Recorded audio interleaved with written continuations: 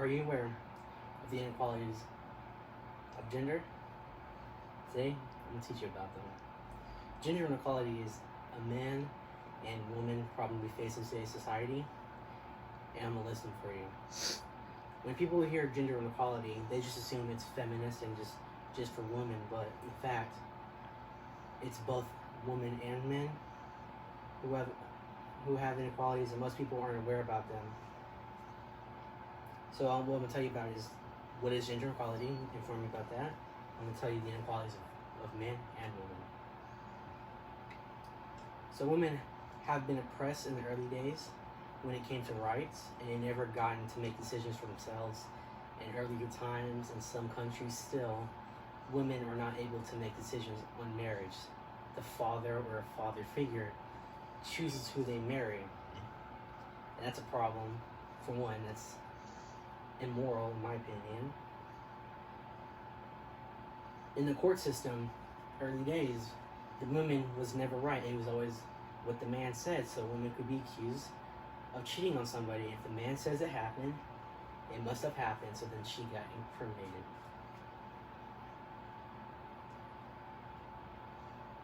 In some countries still today, and back in the day, women were not able to leave the house without a male presence. But as time progressed, people's minds began to open to the idea maybe women can participate and change the world, such as voting. That happened in 1920 when women were able to vote. They're just now able to join the military. So question is, do women still face gender equality? There has been progress over the last decade.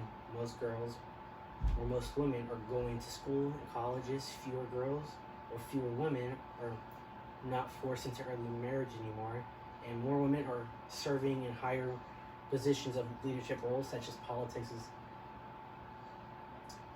Today's laws are being reformed to advance the gender inequality. 1 in 5 women and girls between the age of 15 and 49 report experiencing sexual harassment. The problem with sexual harassment is in the workplace and sometimes home, and that gets covered up or ignored by males, especially if it's a male environment and it's just a female there.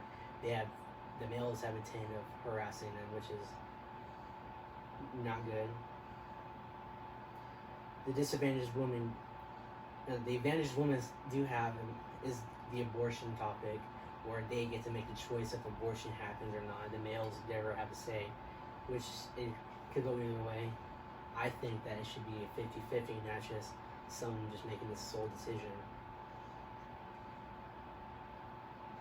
And in my opinion, I think women have higher chances of finding relationships than men. For example, if you go on the internet, you'll find that there's a website called OnlyFans that is just mainly for women to show off their bodies, and who have lonely guys or depressed people or people who can't find love will go on the website and give them money. But you'll never see a male do that, and I think that's an advantage on their side, that they're able to make money off the people who can't find love themselves. But do men face gender inequalities today? Yes, it goes unnoticed, but for sure. Most people wouldn't know or believe that men face inequalities today, with the feminists being such a high priority of most people and being the most covered by the media. Men's right isn't talked about or just ignored. So men do have shorter lifespans, and it's due to them being depressed and unable to find a compassion or a lover, if you want to say. And I also believe that it's because they do be doing hard labors and dangerous jobs. The men in the court system is so biased towards the women that the woman would have custody of the child if it comes to a legal battle, and it's going to go to the woman, and the male's going to have to pay child support. And the court system do give men harder sentences when women do the same thing. A male could be accused of murder and he's going to get the death penalty while she'll get 20 years. They're not both good, but there's still a problem there that the males are getting a harsher punishment. And the one thing you see all the time is the falsely rape accusing. That men will go to prison for 15 years or 8 years, and the woman just saying, he raped me. And then when time finds out that he was innocent, she lied, nothing happens to her. That he wasted 8 years of his life because she said so. Which is totally unfair and so biased that she should be going to jail for that because she just ruined his life. And now he's going to be registered as a sex offender. And people are going to see him different. And his families and his friends are going to still think maybe he got away with it, but maybe he is a rapist. And that could just ruin someone's life where he might kill himself because he can't find nobody. And that's something that plays along with the shorter lifespan, that plays along with the depression. So it all comes full circle. I believe it's the case because males are perceived to be the aggressors in a relationship. Because if you think about it, males are scientifically stronger and structured more, so they're seen more of the abuser in such a relationship. If you hear a disturbance in the house and you hear it outside, you're going to think maybe it's the guy beating up the woman. It could be the opposite. And that plays with the idea that the man should be able to defend himself against the woman, but he can't really do so because it comes to where if he hits her, he might go to jail for that. Another example for that, I would say, is Johnny Depp and Amber Heard, where we don't know who's the aggressor in the relationship. I think it's both of them, but Johnny Depp can't really punch her in her face because if he would, she could just lie about it, and he's facing years in prison. So I think that's a problem we should worry that needs to be resolved.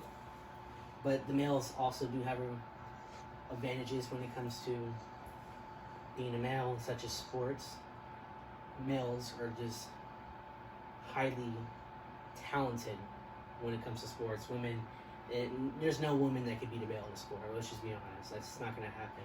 If a woman plays baseball against a male, male's winning that. So when you see that males have better chances of being successful in a sport, especially when they're gifted and born that way, they can make millions off that, where women are trying to do that. And you see the women NBA don't get the numbers and they don't get paid as much, which is due to the fact they're not just talented as the males. So in conclusion, I think gender inequality both concerns women and man, and has a strong impact on their daily lives. And historically, gender equality policies have been contextualized mainly as a woman issue, as women have been a driving force behind gender equality strategies of struggle. And I think maybe one day we could, in a perfect world, we could put aside our differences, and that men and women would